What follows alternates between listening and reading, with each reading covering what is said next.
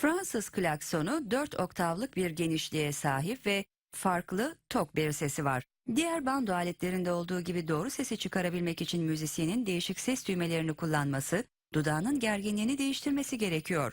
Ama bu aletin ağzı küçük olduğu için onu çalmak çok zor.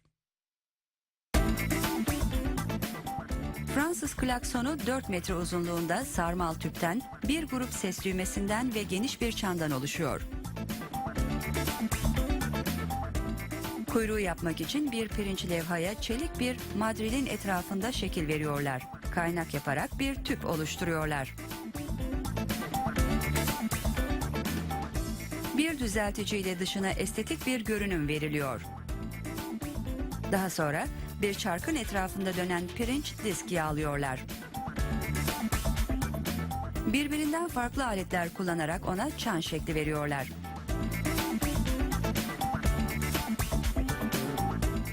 Bu plazma kaynak makinesi çanı ve kuyruğu bir araya monte ediyor.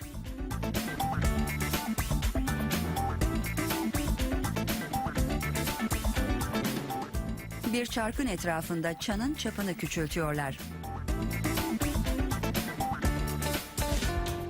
Daha sonra kenarları silindirle düzlüyorlar. Bu çanı daha da belirginleştiriyor. Sonra zifte benzeyen sıcak bir sıvıyla çanların içini dolduruyorlar.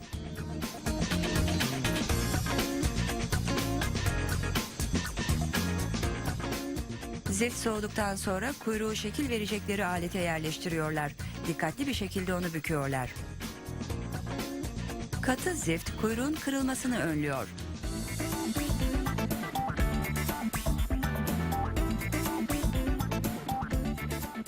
Bir kalıp yardımıyla kıvrımın doğru olup olmadığını kontrol ediyorlar. Aynı yöntemi kullanarak klaksonun tüplerini şekillendiriyorlar. Bando aletlerinin içinde Fransız klaksonu en karmaşık kıvrımlara sahip olanıdır. Bu yuvarlak halkalar yuvalara yerleştirilmek üzere bu çubukla taşınıyor. Bazı Fransız klaksonları 3 halkaya sahip ama bu ikili Fransız klaksonunun 4 tane var. Her halka bu hizalama makinesine gidiyor. Burada gerekli derinlikte yuvalarına daha sağlamca yerleştiriliyorlar. Halkaları yerine yerleştirdikten sonra bu büyük halkanın içi bir kesici yardımıyla oyuluyor. Daha sonra bu büyük halkalar kaynak yapılarak birbirlerine monte ediliyor. Daha sonra tüp kısımları monte ediliyor. Bu kıvrılmış tüpler klaksonun oyukları. Müzisyenler düz tüpleri içine veya dışına doğru ayarlayarak akort yapıyorlar.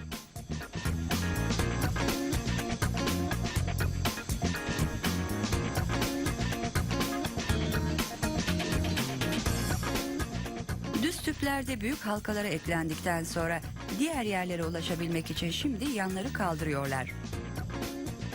Daha sonra kısmi olarak birbirine eklenmiş bu kısmı çan ve kuyruk kısmına monte ediyorlar. Şimdi de perdahlama aşaması ve klaksonun içini temizleme.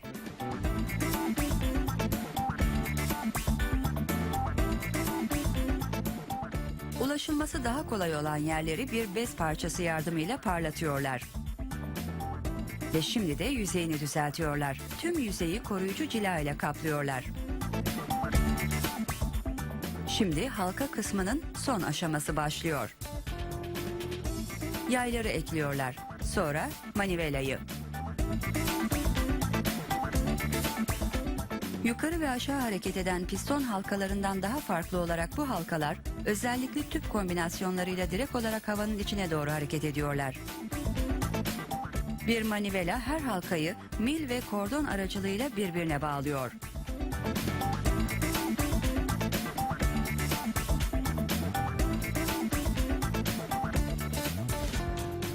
Halka kısım tamamlandı. Yan kısımları da tekrar ekliyorlar ve son olarak bir bezle kalan yağları, tortuları ve parmak izlerini temizliyorlar. Son rötuşlar da yapıldıktan sonra muhteşem bir ses kalitesi.